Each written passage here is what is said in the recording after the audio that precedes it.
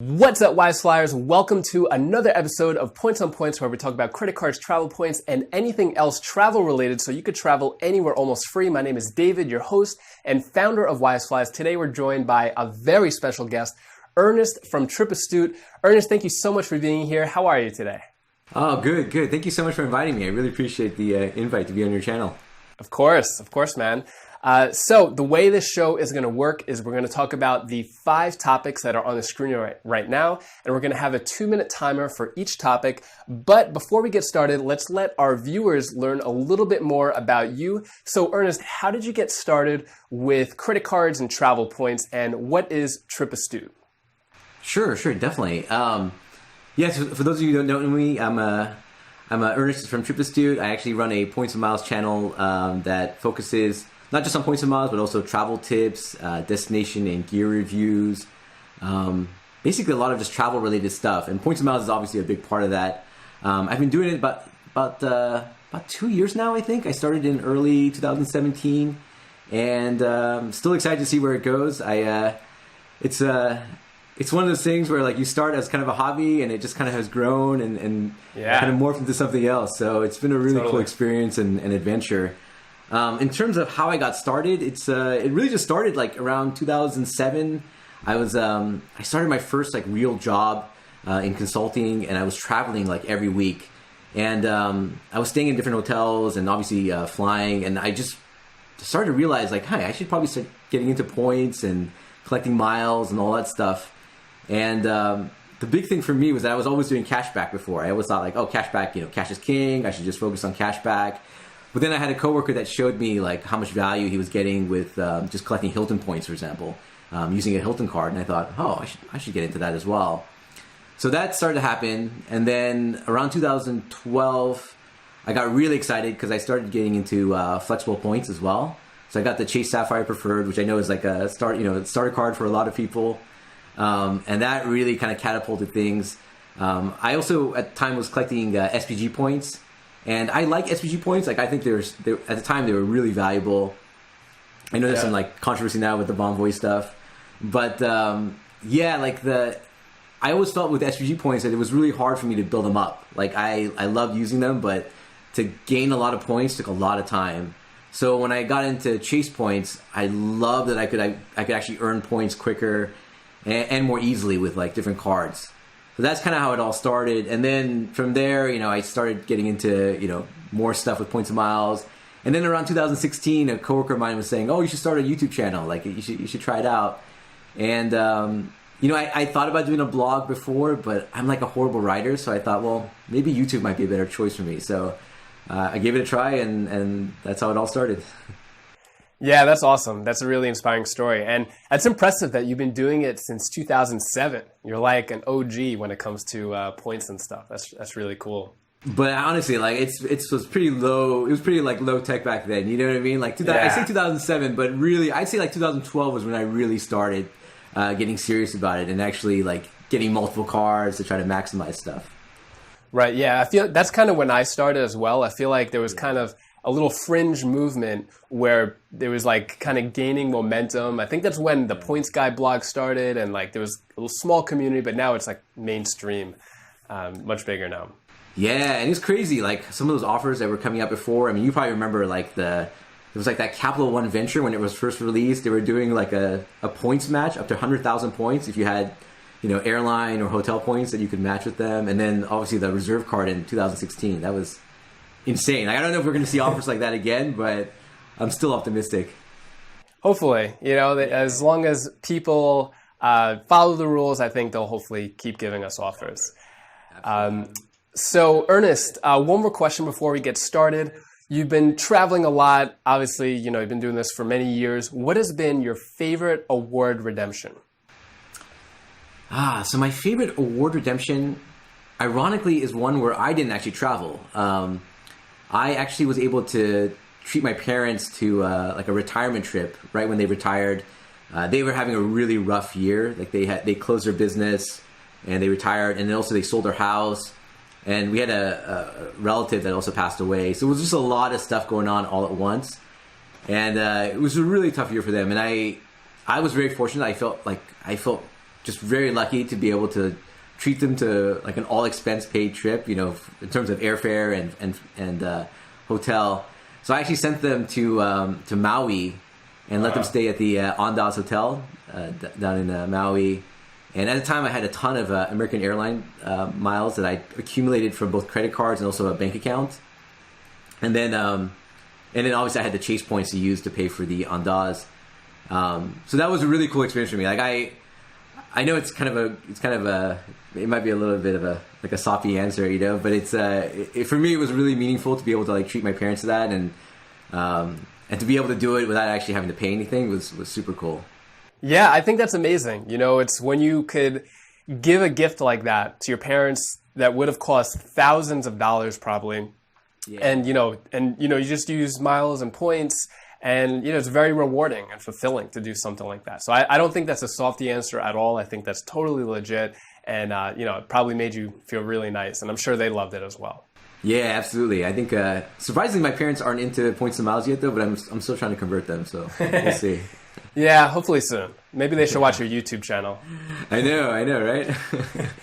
And for everyone watching, definitely check out Ernest's YouTube channel, Astute. It has some of the highest production value videos. I think out of anybody, I love watching it. It's like really smooth transitions, a lot of great B-roll. Definitely check that out. Link in the description below. Go check out his channel. Thanks, Dave. I appreciate that, man. I think your videos are great, though, too. I really love watching your channel as well. I think your content is solid. Thank you. Appreciate it. That means a lot coming from you. Oh, thanks. All right. So, you ready to get started? Yeah, let's do it.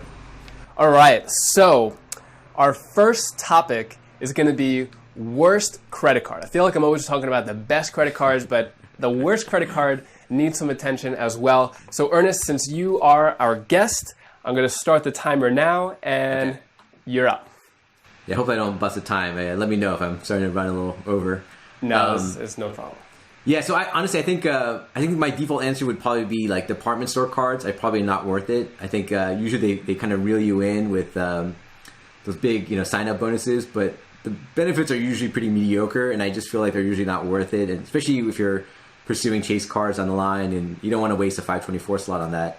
But honestly, I think the cards that I think that annoy me the most are they're like loans that kind of come across as credit cards. So like, I'll give you an example. A couple years ago, I need to get some dental work done, and my insurance was only going to pay for part of it. So I ended up taking a dental loan from Care Credit, and I thought it was just going to be like a loan that I would pay. But it ended up being a credit card that came in the mail, and it ended up showing up on my credit report as a credit card, which really annoyed me because it just was not what I expected at all, Right. So things like that really annoy me. I just don't like, especially things that like deceive me into thinking that they're a loan, but they're actually a credit card. Yeah, that's really strange. I've never heard of that actually.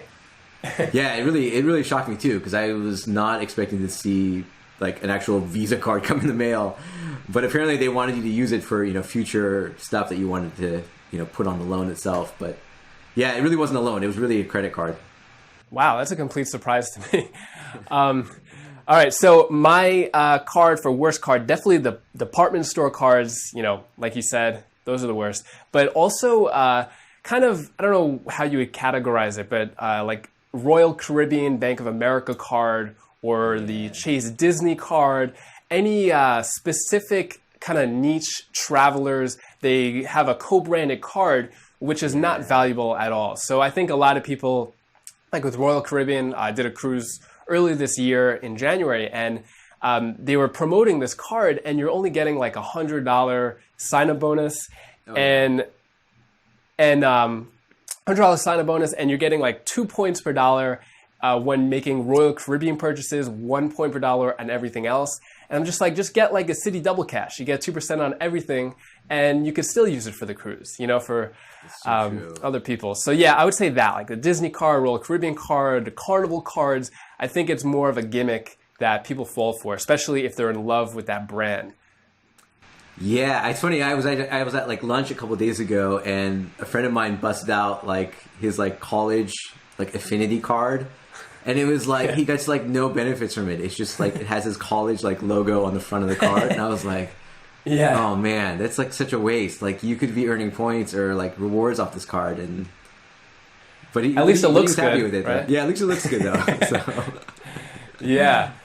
All right. So our next topic is going to be best 2-card combo. So a few weeks ago, Ernest, we did a collaboration with a few other creators, such as Ask Sebi, of the only card you could have. This is kind of a play on that, where if you could just have 2 cards or make a best combination of 2 credit cards, what would it be? So I'm going to take this one. I'm going to start the timer now.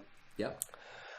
So with me, I think for the traveler, the person who wants to travel a lot, I would say the American Express Platinum card and the Chase Ink Preferred card. Reason why is because the Platinum card has a ton of benefits. You're not really getting any benefits with the spending.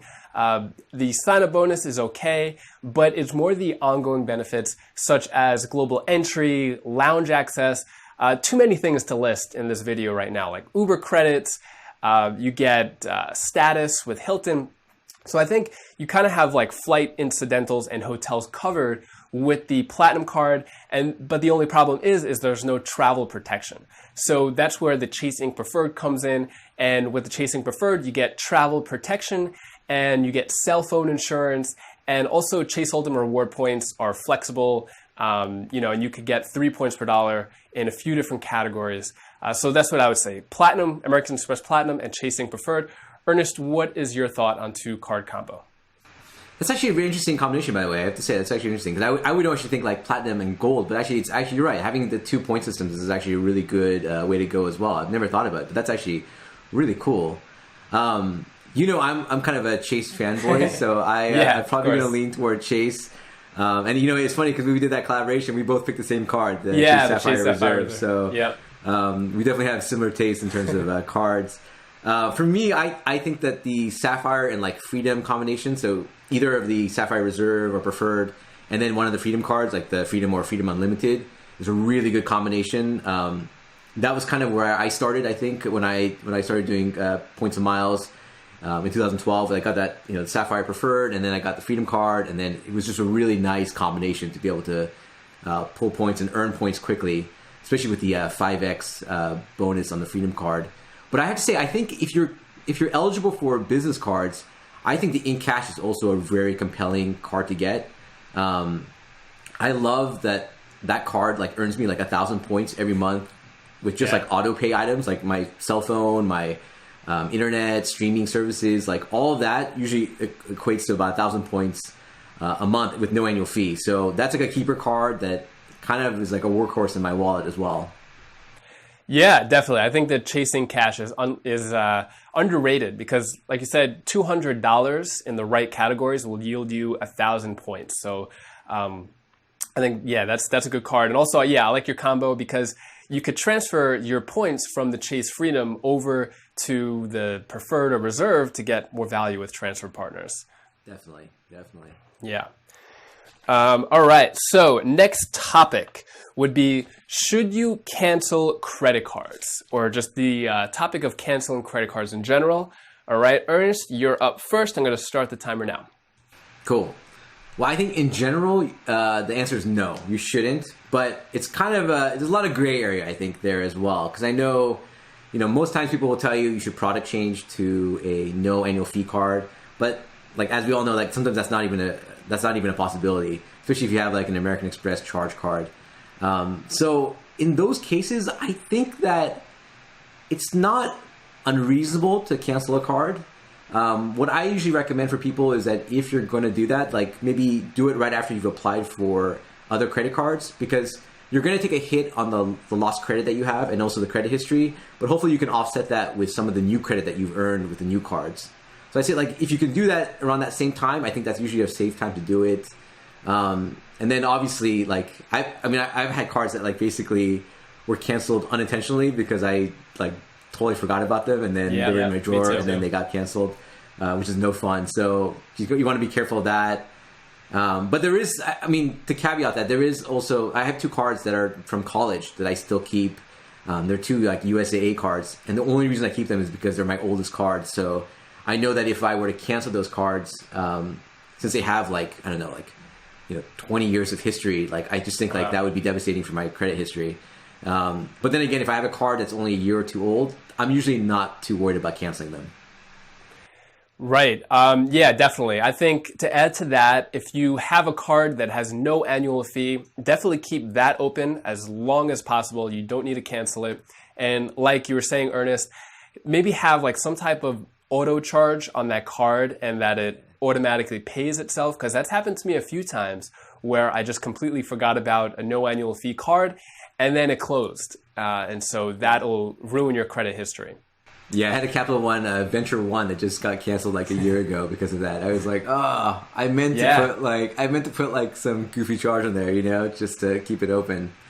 Right. But totally Yeah, understand and another thing with canceling cards, I think in the like maybe like 3 years ago, you could have gotten away with like kind of opening and closing cards, but nowadays it's a lot more strict. Like you could have done a lot of things to not pay the annual fee ever, but now you kind of have to pay an annual fee. And if you look at it more as an investment and making sure that you're getting a return on that annual fee, then it's worth it. You know, and think about product changing, kind of like you're saying, Ernest, you know, like the United Explorer card, that could downgrade to a no annual fee card, or the Capital One Venture could go down to the Capital One Venture One. So I think there are ways to avoid the annual fee, but I think if possible, pay the annual fee as long as it makes sense to you. Yeah, I just wish American Express would get like a no annual fee like charge card. Like I feel like that's a big miss. Like I feel like they really need to do it, you know? Yeah, there's a few things that American Express could do better, but yeah, I agree with that. Yeah. All right, so next topic is underrated card benefit. So I'll go first on this one. So yeah, a lot of credit cards come with benefits that are like kind of ongoing with the card, not necessarily like spending multipliers, but things like global entry or getting lounge access. Those are great benefits, but I think an underrated benefit would be status that you get with cards. And I think a lot of people don't really take advantage of status. So for example, as I mentioned before, American Express Platinum, you're getting gold status with the Hilton card. And that gold status could save you a lot of money, breakfast, but also not just that, you could do some status matching. I had Walter from the Credit Card Maestro on here a few episodes ago, and he was telling me how he was talking about how he was able to status match up to like 4 different hotels just from getting status from one card. You know, and so I think a lot of the hotel cards that offer status, I think you definitely need to take advantage of it. See how you could get free upgrades for rooms. You know, so I would say that as my underrated card. Ernest, what are your thoughts? I love that idea of status matching, by the way. That's a really good one. Like I feel like that's not one that you hear very often too. So that's really cool. Mm-hmm. Mine is probably going to be the primary car rental insurance that you get with some of the cards. I know it's kind of a boring one, but it's not like something that you see every day. But in terms of like your card benefits or something that's tangible, but I feel like when I rented a car, like that insurance that they usually tack on is sometimes as much as the actual rental itself. Like I remember I rented a car, and then like when I added the insurance onto it in the past, I was like, wow, this is double the price now than it was before. Right. So being able to say no to that and just being able to use your credit card as the primary. And I know that some cards, it's confusing because some have primary, some have secondary. But particularly if you can get a card that has primary, I think it's a really great benefit to have. And I know it's saved me a lot of money with rental cards. Even though I will say that I feel like I'm not renting cars as often as I used to. Now that like Uber and Lyft are a little bit more common, but it's still, whenever we do rent a car, it's a nice thing to have. Yeah, definitely. I agree with you. That's definitely an underrated benefit that you could actually save money on, right? So it's not just something there kind of like travel protection or lost bag insurance, which is there if you need it. You could actually save money because like you said, they could charge like $20, $30 for insurance per day, just hike it up. And then they use fear tactics of saying, okay, are you okay? If you crash this car, you're going to cover, you know, $10,000 of damage. And you're like, oh, I better get that insurance. You know, they're pretty good at selling that. So with the primary collision damage waiver, CDW, you're covered, and you could completely deny that coverage that they're offering. And so that could save you a lot of money, like per day. A week of car rental, that could be hundreds of dollars saved right there. Yeah, you're so right about that. Like them using those fear tactics. Though I swear, every time I go there, they're always like, "Oh, are you sure your insurance is going to cover it? You know, you might want to get something more comprehensive." And I'm like, "No, I'm good. Like, what card is it? Just let me go." Right? Yeah, I'll be like, "Yeah, no, the card will cover it." Like, I don't know about that. I don't know. You really should get. No, it's funny. I feel like they're trained to say that though. Like I feel like oftentimes I get "Oh, yeah, you may want to double check that because we've had bad experiences." I'm like, with which card and in what situation? Like I don't believe you. You know. Yeah, and then an answer like that will make you second guess. Be like, maybe I should get the insurance and pay hundreds of dollars. But yeah, if you have a card like Chase Sapphire Preferred, Reserve, that will be that'll cover it. You don't have to pay that extra fee. Absolutely. All right, so our last topic is going to be best tool for managing finances. So, Ernest, you're going to take this last one, and I'm going to start the timer now. Cool. So I'm actually going to do a video on this like at some point in the future, but it's actually You Need a Budget, or YNAB, I think is what it's called in the. You hear people call it that, and it's this tool that I've been using since like 2009, I think. So it's about 10 years now of using this product, and I absolutely love it. I've been a little bit resistant to like try their new version, but I think in the last like 3 months I switched over to their new one with the new year, and I have to say it's awesome. And basically the concept with the program is it's more of a budgeting program than like an overall finance or investing program. But what I like about it is like it's almost like a digital envelope system. So basically, you're allocating money from your current month that you receive, and you're allocating into little budgets for the next month. You're always a month ahead, basically, in your budgeting. So let's say I make $1,000 this month. I can allocate that $1,000 and put into different like categories, and then every time I use my credit card or even cash, basically I just deduct from those categories.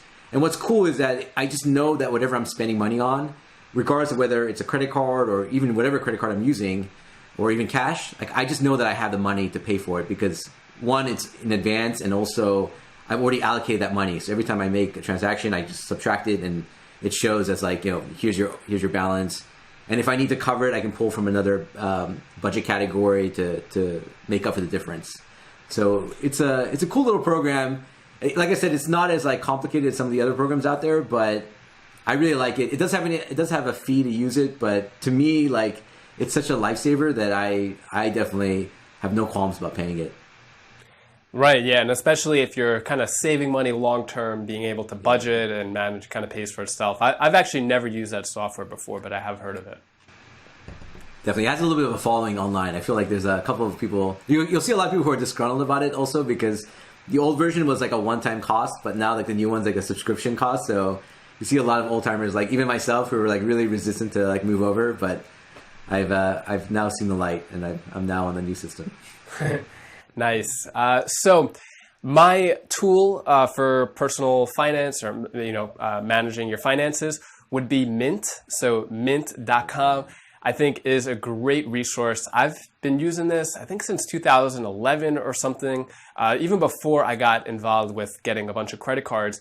It's great because personally I have 12 cards that are open, and I think a lot of people may think it's hard to manage. First of all, I don't use all those 12 cards on a regular basis, but with Mint, it's really cool. You could see all of your credit cards, your bank accounts, all in one spot. You could put it on your phone as an app. You could see what charges were made.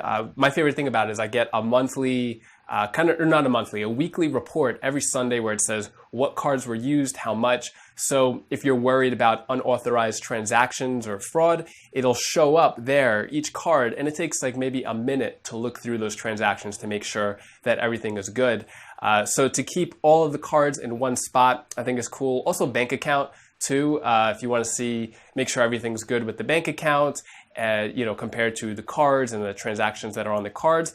Also, it tells you your credit score as well. I forgot which credit union or bureau, which credit bureau it uses, but it just gives you a little credit score, kind of like Credit Karma almost. I think Credit Karma is another good tool to kind of check credit score. Yeah, I think Mint is like solid. I know a bunch of my friends have used it, and I've used it in the past as well. It's totally a solid solid like service and application. I really, it's been around for so long too. It's incredible how long it's been around. It's good stuff. Yeah. I think Mint is great. It's definitely to stay on top of your cards and stay organized without having to keep a spreadsheet and looking at the spreadsheet. It's kind of a live snapshot of all your cards and what spending you have. Absolutely.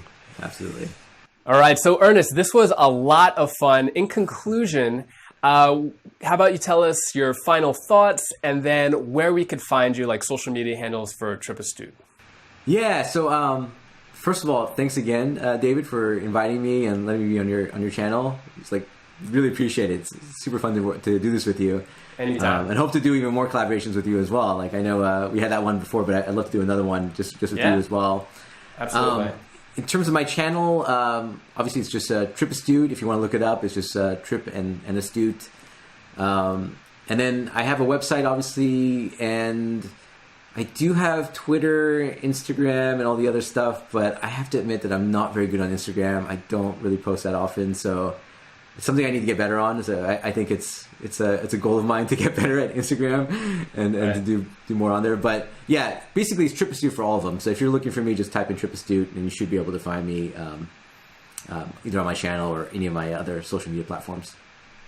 Awesome. Yeah, don't feel bad about Instagram. I rarely ever use mine as well. It's pretty much dead, left for dead, so that's no problem. I know. I like some of the people are like using Snapchat and all this other stuff, and I feel like really behind. I just feel like I don't have time to do it. So yeah, I need to get better. Yeah, I'd rather just create videos. For me, it's the most fun. Yeah, I feel the same way too. That's kind of my comfort area.